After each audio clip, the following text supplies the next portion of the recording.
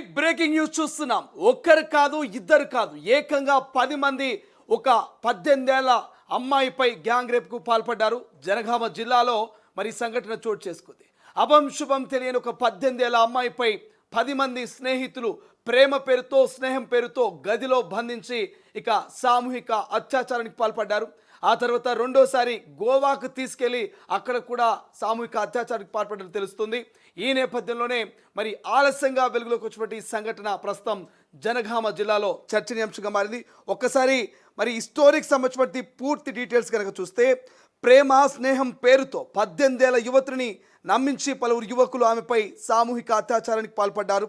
జనగామ జిల్లా కేంద్రానికి చెందిన ఓ యువతికి అదే పట్టణానికి చెందిన మహమ్మద్ ఓవైసీ అనే యువకుడు ప్రేమ పేరుతో దగ్గరై శారీరకంగా వాడుకున్నాడు.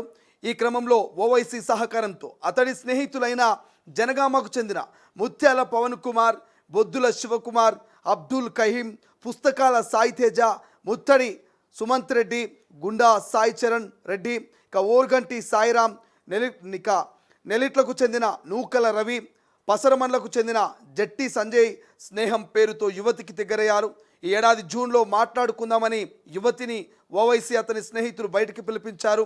అనంతరం ఆమెను కారులో ఎక్కించుకొని జనగామలోని ఓ గదికి తీసుకెళ్లి అక్కడ ఇక ఒకరి తర్వాత ఒకరు మహిళపై అత్యాచారానికి పాల్పడ్డట్టు తెలుస్తోంది.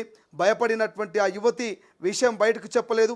అనంతరం వారిలో ఓ యువకుడు యువతిని ప్రేమిస్తున్నానని నమ్మించి గోవా తీసుకెళ్లి అక్కడ సైతం ఆమెను శారీరకంగా వాడుకున్నాడు.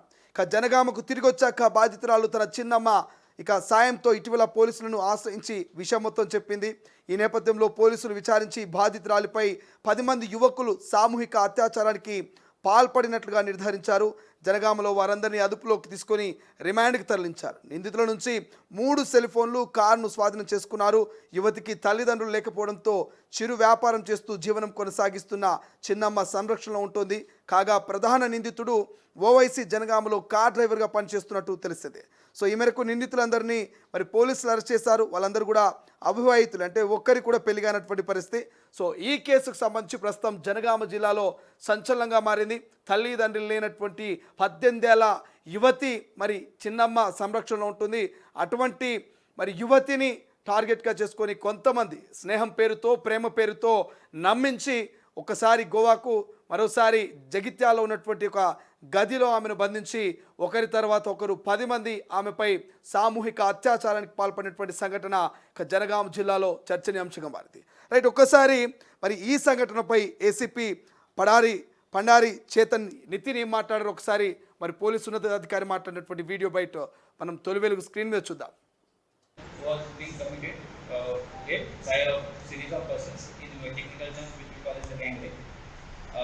So on the basis of the complaint, immediately the explicit FIR was registered by the Jhanva police station. After that, in the line of investigation, Jhanva police has detected along with evidences, total 10 persons are in the custody of Jhanva police.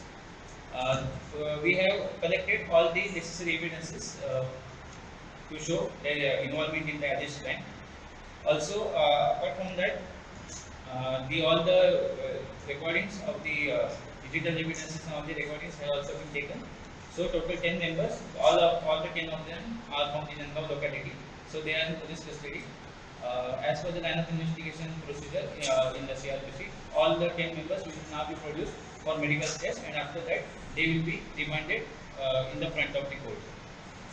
So on this lines, I would like to, as ASP Jhanva, I would like to congratulate my team, SSG Jhanva, SI Bharat and SI Chandrakeshwar. All have conducted a very good job along with me, and we have detected all the 10 members in the under the able guidance of CP Warangal, Sri Sanjay Singh IPS sir, and also DCP President Sri Raja Mahendra sir. So on this occasion, I would also like to inform the Jhanva people to please be aware and look after the suspicious people in your area. In case of any emergency, please inform the police. Dial 100 is the official number through which you can reach to the police. And I would also request all the youth and all the other people to be aware and to be aware of their legal rights and responsibilities. Thank you. అసలైన తొలి వెలుగు. Follow WhatsApp at తొలి వెలుగు official.